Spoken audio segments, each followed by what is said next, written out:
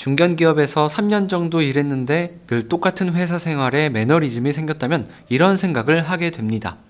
요즘 핫한 스타트업으로 이직해야겠다. 이후 성공적인 이직을 꿈꾸며 구체적인 계획을 세워가다 보면 몇 가지 질문들이 생길 수 있는데요. 가령 이런 것들이죠. 연봉 협상은 어떻게 해야 할까? 직급은 마음껏 올릴 수 있을까? 스톡 옵션을 받는 건 어떤 의미일까?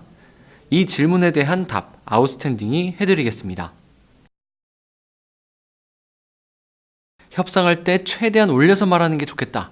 이런 생각하실 수 있는데요.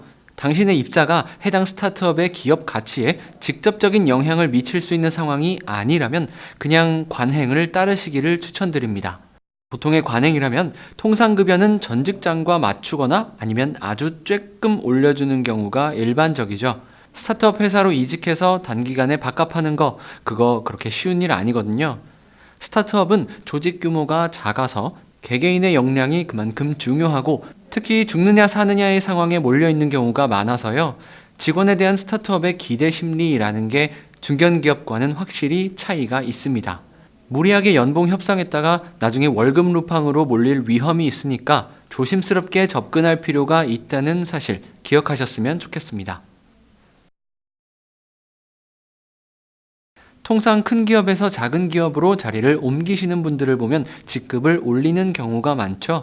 이건 스타트업이 일단 사람이 적고 직원에게 줄 수 있는 거의 유일한 메리트이기 때문일지도 모릅니다.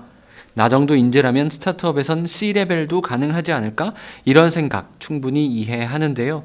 이것도 연봉과 마찬가지로 자기 그릇에 맞게 실력으로 입증할 수 있을 정도를 고민해 볼 것을 추천드립니다. 기본 개념을 먼저 말씀드리자면 일정 기간 근무한 직원에게 주는 회사 주식을 싸게 살 수 있는 권리를 말합니다. 기간은 보통 한 2년에서 5년 정도? 시세보다 훨씬 낮은 가격으로 매입한 걸 일정 기간 이후 임의대로 처분할 수 있는 권한도 주어지니까요. 회사가 성장한 만큼 자신의 이익이 극대화되니까 근로 의욕이 아주 뿜뿜하겠죠. 여기서 여러분이 아셔야 할 것은 스톡옵션을 행사하기까지 필요한 기간은 전체 회사 근무 기간이 아닌 발행 시점 이후 근무 기간이라는 점입니다. 그리고 여러분 그거 아시죠? 스톡옵션은 회사가 상장을 하거나 매각이 될 때 돈을 벌 수 있는 건데 10개 중 8, 9개 벤처기업은 거기까지 도달하지도 못한다는 창업자가 직원에게 자기 주식을 푸는 경우도 있습니다. 이건 완전 초창기에 가능한 일이긴 한데요. 실제로 많이 그렇게 합니다. 핵심 멤버를 받는다면 상당량 주식을 액면가에 매각하고 일반 직원을 받는다면 소수 주식을 증여하곤 하죠. 하지만 어느 정도 회사가 커지고 무엇보다도 투자를 받으면 쉽지 않습니다.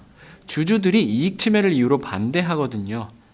자기들은 액면가보다 훨씬 높은 가격으로 신주를 샀는데 이것보다 훨씬 싼 값 혹은 공짜로 뿌린다니까 반대하는 게 당연한 일이죠. 그래서 확실한 명분이 있지 않다면 실행이 어렵죠. 여기까지만 보자면 스타트업으로의 이직은 연봉 올리기도 힘들고 직급 올리기도 힘들고 복리 환경은 보나마나 열악할 거고 스톡 옵션은 받아봤자 휴지 조각이 될 가능성 90%. 그러나 정말 중요한 이슈가 하나 있습니다. 그건 바로 스타트업 이직을 통해 얻을 수 있는 가장 확실한 가치가 바로 이 커리어가 아닐까.